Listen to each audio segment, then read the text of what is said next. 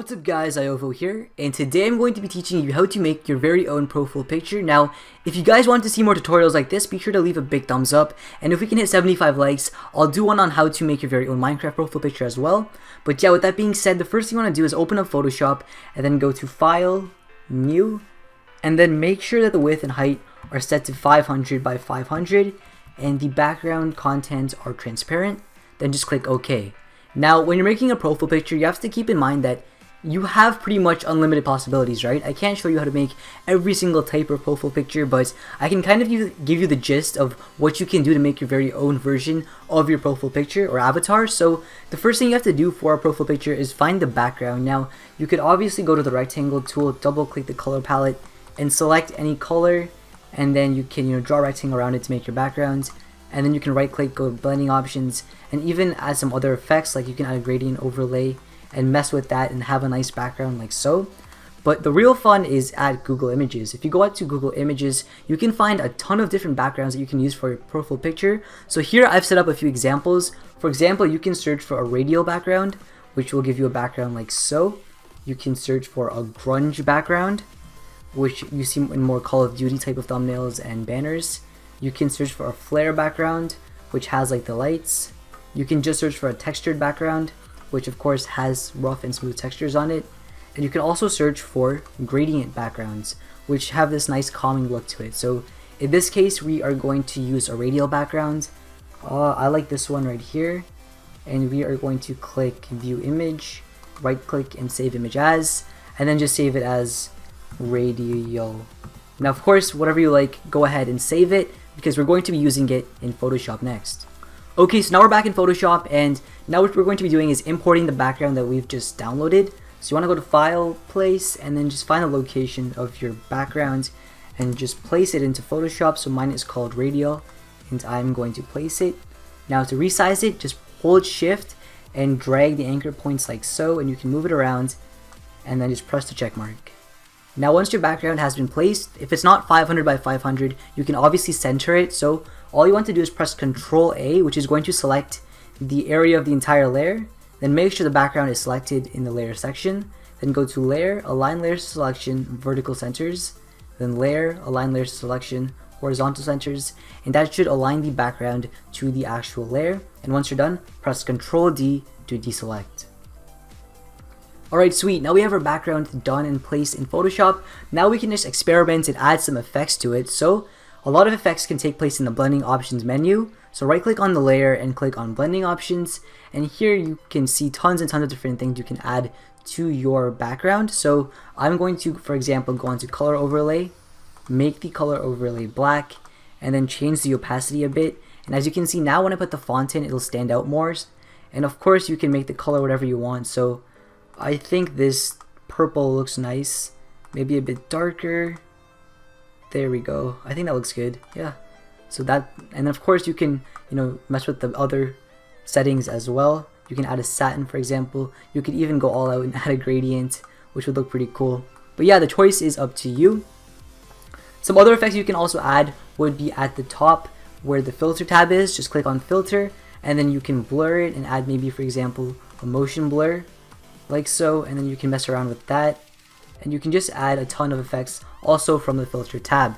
Now once you have your fancy schmancy background done, it's time to add some shapes and text to the actual profile picture. So we're going to create a new layer, and in this case we are going to add a circle shape. So I'm just going to hold down the rectangle tool until I see ellipse, click on the ellipse tool, and now I'm going to set the fill to nothing and then give it a stroke. I'm going to make the stroke white and make it, I don't know, we're going to start off with 10 pt. Of course you can use any shape you want, but for mine I'm going to try the ellipse one, and then just hold Shift and make my ellipse. So that looks pretty good. I'm just going to make the stroke a bit bigger, maybe 15. Oh, let's actually just amp it up to 20. That looks good. And then I'm going to press Ctrl T, hold Shift and make it a bit bigger. That looks pretty good. So to center it, all you have to do is do the same thing you did for the background and press Ctrl A, Layer, Align Layers to Selection, Vertical Centers, Layer, Align Layers to Selection, Horizontal Centers. And I'm going to make it a bit bigger. There we go. That looks nice. Alright, so once you have put in your shape, you can do the same thing and add some effects to your shape. So once again, you can right click on the layer, go to blending options. In this case, I think it would look nice with a gradient, so I'm going to select gradient overlay. I'm going to leave it a black to white gradient, but I'm going to just change the opacity to 10%, so then you have this like metallic kind of finish. And then I'm also going to add a drop shadow, and in this case I'm going to make the opacity 100%, distance 0, spread 33, and size 33, and that really pops out. You can once again of course add a bevel and emboss, which gives it that 3D look. You can also experiment with the contour and the texture. But yeah, you can just experiment with that, and then once you're done, we can move on to the next step. So the second last step is to actually add some text to the logo. So I'm going to make another new layer, and in this case, I'm going to find a font that I like. Now, if you don't have a font, or if you're looking for a font that you might want to use, you can head on to thefont.com, where you can browse through tons of different fonts and find one that suits your YouTube channel. So for example, you can go into Comic, you see all of these fonts and they're free, I'm pretty sure, so just click download and download them and install them and you'll be good to go. So once you have found a font you like, I like the font Obelix Pro. You're just going to want to type out whatever character, so I'm going to make the color white and then type out Z. That looks pretty nice. And I'm going to make the size 250. Of course, it's all about experimenting. 350 looks a bit better. Is that too big? I don't think that's too big. Yeah, that looks nice. And I'm going to center the Z to everything. So you've already seen this. Just Control A, layer, align layers to selection, vertical centers, and then layer, align layers to selection, horizontal centers. And I'm going to do the same thing I did for the shape, and of course add effects to it. So I'm going to go into blending options, add a gradient overlay. I'm going to keep it matching, so just black and white with the opacity of 10%, and also add a drop shadow. Now you can experiment with what you like and find what you see fits best, but I think that looks pretty nice. Maybe make it a bigger shadow since it's bigger. Oh, that looks good. Maybe make the size a bit smaller, and there we go. So things are starting to look pretty nice. It looks like a pretty legit profile picture. I'm just going to press Ctrl T and kind of tilt the Z a bit, resize it a little so it just fits more better with the entire thing. And I think that's good. I'm going to center it one more time. Press Ctrl A, layer, align layers to selection, vertical centers, and then layer, align layers to selection, horizontal centers. Since we resized it, we have to center it again. And then press Ctrl D, and that is my profile picture. So one more thing we can actually do is add some additional effects if you want. You can go into Google Images again and search for, once again, a flare, and then put PNG at the end.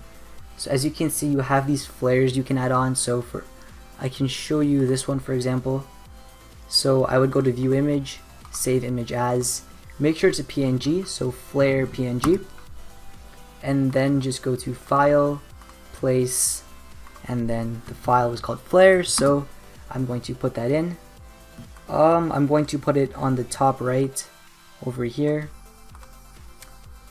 That looks alright.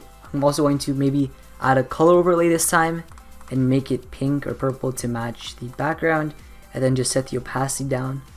That doesn't look that bad. And then here, change the overall opacity of the layer, so I'll make it like 30, so it kind of adds a flare effect to it, and that looks pretty good. I think that looks nice. So that's my profile picture. I'm interested to see what your guys is going to look like. So if you guys enjoyed this tutorial, be sure to give it a big thumbs up. Of course, the final thing we have to do is just go to File, Save As, and save it as a PNG or JPEG. But yeah, that's about it. If you guys like this video, be sure to give it a big thumbs up. And as always, thanks for watching. My name is Iovo, and I'm signing out.